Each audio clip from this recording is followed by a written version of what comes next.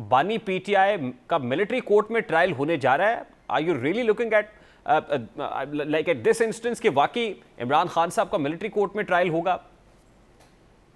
सबसे पहले देखना पड़ेगा कि जो जनरल फैज हमीद साहब हैं उनके नेक्सस किस तरीके से इनके साथ जुड़े हैं, और क्या सबसे बड़ा तो बेसिकली ये है कि जब आर्मी को तस्लीम किया गया, मेन असल में जो है चार्ज वो होगा शायद, जो मैं समझता हूँ एज ए लॉयर, और बाकी चीजें साथ हैं।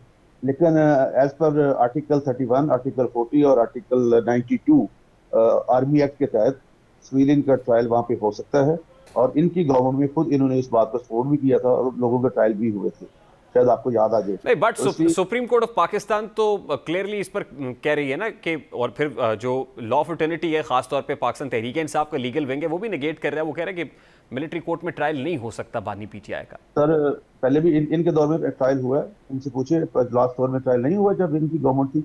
मिलिट्री ट्रायल जब एपीएस का वाकया उसके बाद मिलिट्री ट्रायल नहीं हुए।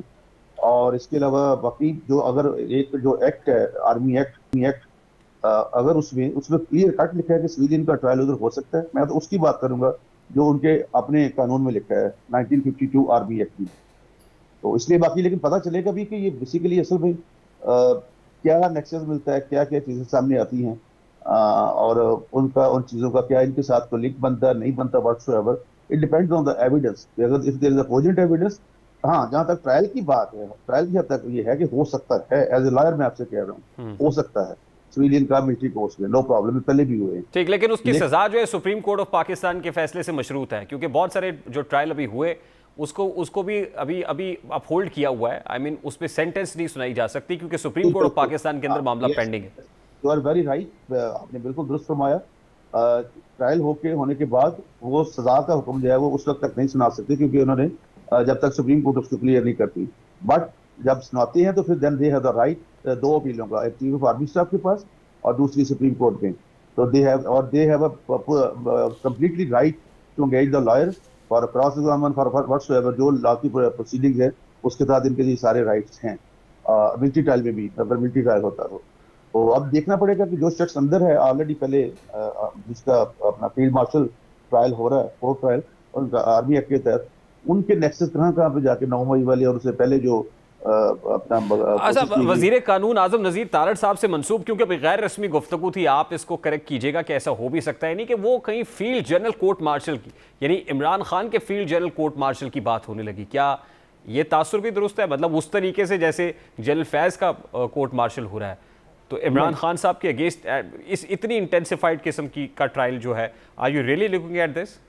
नो, आई थिंक जो मेरा जाती परसेप्शन है, लीगल परसेप्शन, उसके तहत उनका और तरीकाकार है। उनका है कि अगर कोई सेंसिटिव अदारे में कोई रहा है आर्मी का जनरल, तो वो 5 साल तक किसी भी सियासी सरगर्मी में हिस्सा नहीं ले सकता। और जो आम 3 स्टार जनरल है वो अगर वैसे रहा, किसी ISI में नहीं रहा और दूसरे सेंसिटिव उसमें नहीं रहा, इनको अदारों में, तो वो 2 साल तक। एक तो ये एलिगेशन है। उसके तहत मैं नहीं समझता कि खान साहब उस एम्बिट में आते हैं या नहीं आते, लेकिन मेरी जाती राय तो ये है कि मतलब वो उनका आर्मी एक्ट के तहत वो उनके आएगा कि उनकी एविडेंस क्या एक्चुअली आती है। तो जब एविडेंस सामने आएगी तो फिर उसके बाद ये सारा मसला हल होगा कि चार्ज क्या फ्रेम करते हैं। अच्छा, अब खलीद ताहिर सिंधू साहब, मामला बड़ा ही इंटरेस्टिंग है।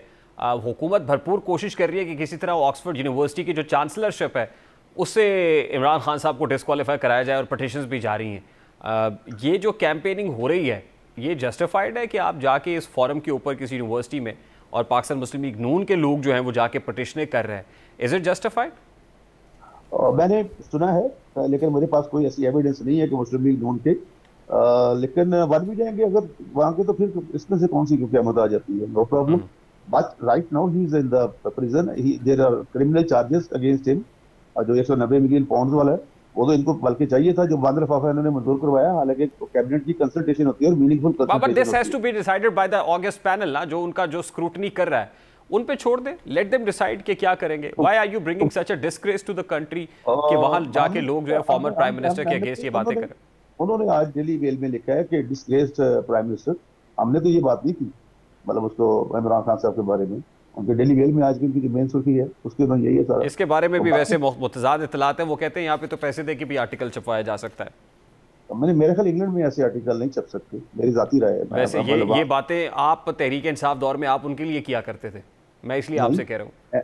नहीं, मरियम औरंगजेब साहिबा का स्टेटेड पोजीशन है ये स्टेटमेंट्स पड़े हुए हैं जब वो डेविड रोज के मुलाकातें होती थी देखिए प्राइम मिनिस्टर ऑफिस के अंदर। आप मेरे लिए बहुत काबिल एहतराम है, मैंने पहले भी आपसे कहा, ये बेसिकली एक्चुअली आपने देखा है इनका जो ऐसे काम होते जरूर हैं, ये नहीं कि कोई मतलब इवन स्विट्जरलैंड में भी हो सकता है, बहुत सारी जगहों पे होते हैं, छप जाती हैं ऐसी चीजें। लेकिन आप देखिए कि इन्होंने जो लॉबिंग फर्म हायर की हुई है, डेविड मेल्टन उसका नाम है, ही इज द पर्सन। आप अभी खोलें अपना अपना ऐप खोलें और गूगल में जाके देखें कि he is working from so many years against our जो हमारा एटमी प्रोग्राम है पाकिस्तान का, उसके खिलाफ, और उसी फर्म को इन्होंने एंगेज किया अपने लिए।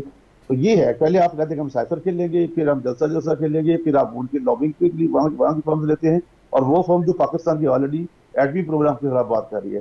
तो इन सारी चीजों में बहुत ज्यादा मिस्ट्री है कि why only that this firm. अच्छा खालिद तारिर साहब, सब लास्टली एंड वेरी क्विकली, अब दो इस सवाल बड़ा सादा सा है कि बानी पीटीआई लंदन जाएंगे, ऑक्सफोर्ड के चांसलर बन के वहां पर ओथ टेकिंग में जाएंगे, या फिर मिलिट्री कोर्ट में जाएंगे? तो ये सवाल हमने उठाया है, इस सवाल का जवाब अगर आपके पास है तो दें, then I have to take a break. मेरा ख्याल है कि वो नहीं जाएंगे जब तक वो 190 मिलियन पाउंड वाला फैसला नहीं होता। चाहिए तो ये था ना कि रेहान साहब के वो तहकीक करवाते पूरी इसकी, इस पैसे कैसे बाहर गए थे और पैसे क्या इनके लिए गए थे, और अगर वापस उनकी उन्होंने कहा इंग्लैंड से कि ये करप्शन का पैसा है, तो जब तक इन सारे मुकदमा से ये क्लियर नहीं होते, अभी आज ये जिरा आधी जिरा की आधी फिर छोड़ दी है, तो इनके मुखला हमारे मुहतरम है सारे लॉयर्स, लेकिन it depend on that the judgment of decision of उस पर क्या जा सकते हैं कि नहीं जा सकते। तो अभी ये नहीं, मेरी जाती राय कि नहीं। ठीक, बहुत बहुत शुक्रिया।